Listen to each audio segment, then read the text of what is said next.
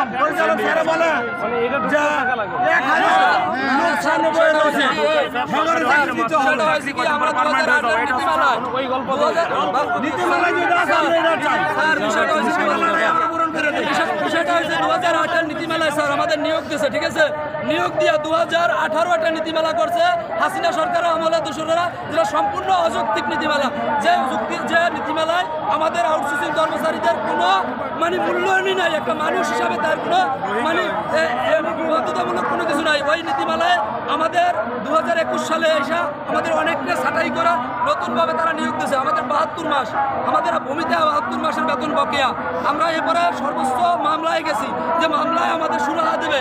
মামলায় যাওয়ার পরে সেখানে ঠিকাদারও আইসা ওই সরকার পক্ষ নিয়ে সেখানে আমাদের এইটা বন্ধ করে রাখছে। এবং আমাদের যারা মনে করেন বেতনের চাপ দেয় যে আমার 72 মাস বেতন দেবে না কেন, আমরা তো অন্য কিছু চাইছি না, আমরা আমাদের বেতন চাইছি।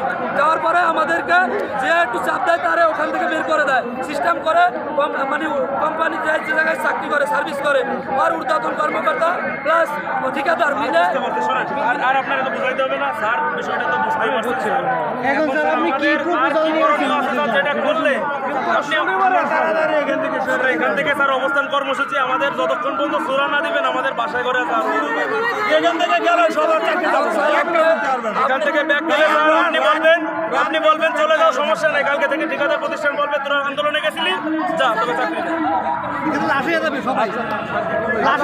সেটা নাই বুঝলাম। এখন এখানে তুমি থাকবা সেটাও বুঝলাম, এখানে তুমি থাকো, এখানে অনেকেই থাকো, তুমি তো রাস্তা বন্ধ করে রাখতে হবে। কি করে সরকারের যদি অসুবিধা হয় তাহলে আরে তুমি তো আছো তোমার হচ্ছে তোমার ব্যক্তিগত একটা বিষয় নিয়ে। এখন এখানে যে সারা বাংলাদেশের মানুষ কি করলো, কি করছে, যারা এই রাস্তা ব্যবহার করার কথা, তুমি কি রাস্তা ব্যবহার করার বন্ধ করার কথা বন্ধ করতে পারো? আমরা তো ঠেকে আসছি রাজপথে, রাজপথ থেকে তো আমার একটা বিষয় নেই যে আমি উত্তরের রাস্তা, আমার একটা বিষয়। এখন আপনি আমার কি মেরে ফেলাই বলতেছেন আমরা তো আপনি কথা বলেন ঊর্ধ্বতন কর্মকর্তার সাথে, আমরা ছাড়িয়ে দেবো রাজপথ। কথা বলো অনেক সময় লাগে না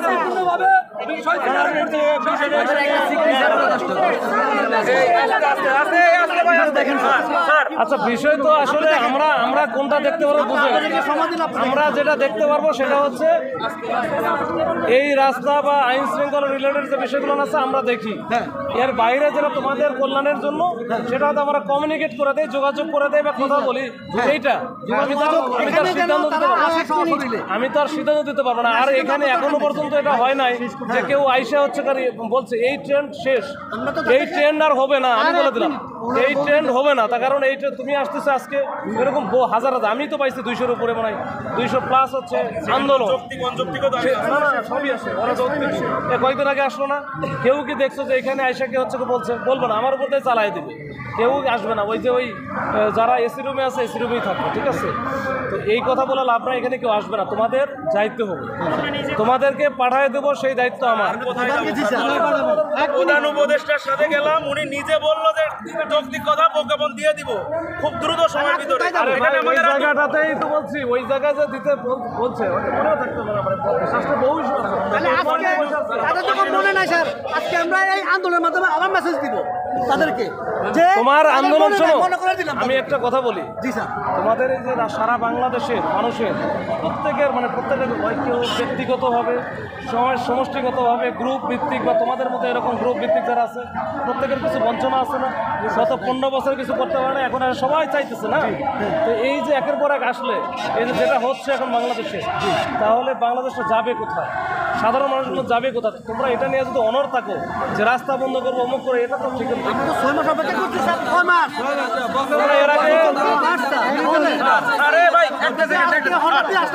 আমি বলি আপনি আপনার উপর মহলে কথা বলেন স্যার, আপনি যদি এরকম বলার প্রয়োজন পড়ে স্যার এদের চার্জ ছাড়া বের করে যাবেন, আপনি চার্জ করেন স্যার, এটা ছাড়া আর কিছু বলার নেই স্যার, আমাদের আর কোথাও বলার এটাই না।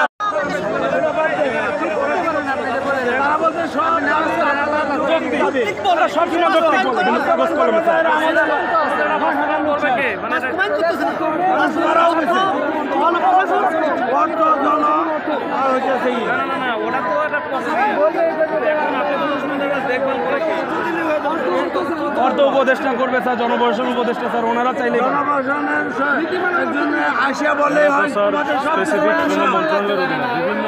ভাই বন্ধ করতে বলছে ভাই, চুপ থাকেন, করো ওর কাজ করো। সমস্যা ফিনিশ। প্রজ্ঞাপন তো স্যার জনপ্রশাসন অর্থ মন্ত্রণালয়ের সম্মতিক্রমেই দিবে, সেখানে আপনার সব মন্ত্রণালয়ের প্রয়োজন নাই। অর্থ মন্ত্রণালয় নীতিমালাই করছে না না স্যার, ঠিকাদার বাদ দিয়ে জি স্যার, জি স্যার, স্যার স্যার আমি আপনার বল স্যার, আমি একটু বলি স্যার, একটা ঠিকাদার প্রতিষ্ঠান আমাদের থেকে একটা সরকার একটা বরাদ্দ আছে 19,000 টাকা বা 20,000 টাকা যেটাই হোক,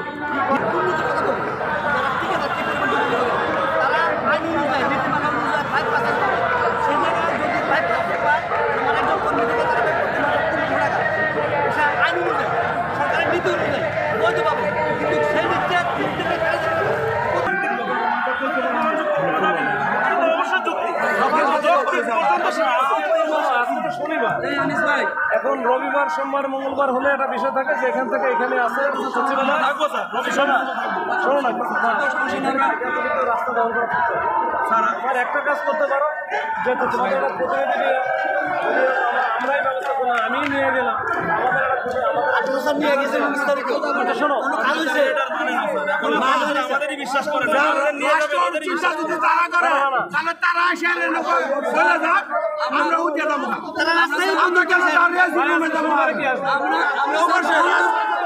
রাষ্ট্র দেখার দায়িত্ব আছে, রাষ্ট্র দেখতে শুক্রবারে বসে, শুক্রবারে বসে জীবনে আসে না। আরে ভাই বৈষম্য বিরোধী আন্দোলনে যারা নিহত হয়েছে তাদের পরিবার তাদেরটাও তো যায় না, তারা তো এখানে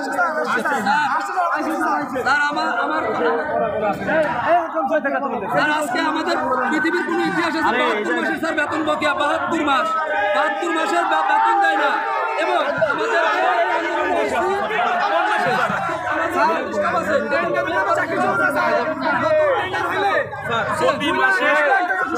এটাই করতে হবে, মাথা ঠান্ডা করে আন্দোলন করতে গেলে আন্দোলনের মতো অনেক গতি প্রকৃতি নির্ধারণ করতে হয়, তোমার এমন কিছু করা যাবে না, মনে করে এমন কিছু করলে না সেটা সরাসরি রাষ্ট্রের বিরুদ্ধে যায়, কিন্তু ওইখানে পোষা দেওয়ার জন্য আমার সাথে তুমি যদি বাড়াবাড়ি করো তার লাভ আছে।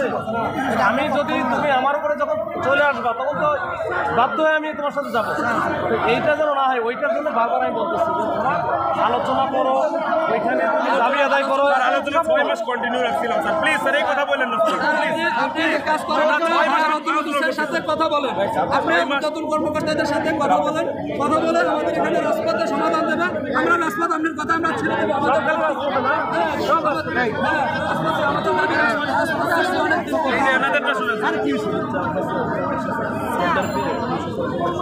আমাদের মেডিকেল কলেজ হাসপাতালে আমরা এখানে আপনার এই জায়গাটা দুইবার আইসি, আপনি আমাদেরকে আশ্বস্ত করেছিলেন কারণ চাকরি যাবে না, এখন স্যার আমি আশ্বস্ত করি না,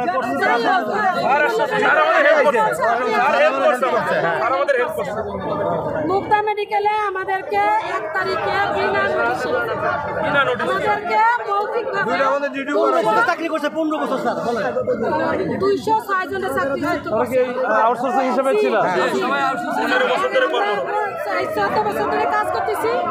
আবার কোভিড-19 স্যার আমাদেরকে তো জানেন কোভিডের কি ডিউটি করছি, বাড়িওয়ালারা আমাদেরকে বাড়ি ঢুকতে দেয় নাই, খাবার দাবারও ঠিক মতো পাই নাই স্যার, হোটেলে থেকে ডিউটি করছি, বাচ্চাকে রেখে দুধের সন্তান রেখে স্যার বেতন দেয় নাই, মানে দেয় নাই কি? এই যে ঠিকাদার যে প্রতিষ্ঠান ছিল এরা দেয় নাই নাকি? এরাও দেয় না, সরকার পক্ষ দেয় না, কেউ দেয় না, ঠিকাদার বলে আমরা কিছু জানি না, আর সরকার পক্ষ বলে বরাদ্দ আসে না, সরকার পক্ষ না, প্রতিষ্ঠান। সিরিয়াস অবস্থা, আপনি কি বলবো স্যার আমাদেরকে বলা হয়েছে যারা নাকি কোভিডে যুদ্ধ তাদের চাকরি কখনো যাবে না স্যার। আজ 22 দিন পর্যন্ত রাস্তায় কাঁদতেছি, বাচ্চাকে নিয়ে কিভাবে বাঁচবো স্যার? ডিজি স্যারের অফিসে শ্রম ভবন এমন কোথাও নাই ওনারা যান নাই। স্যার আমাদের দিয়ে সরকারি আপনারা নাই করেন স্যার, আমরা এভরিথিং সোসাইটি অনেক সমস্যা হয়েছে স্যার, না আছে আমাদের ঈদ বোনাস, না আছে মাতৃত্বকালীন ছুটি, না আছে বৈশাখী ভাতা স্যার, কিছু চাই না, কর্মটা করে খাইতে চাই স্যার।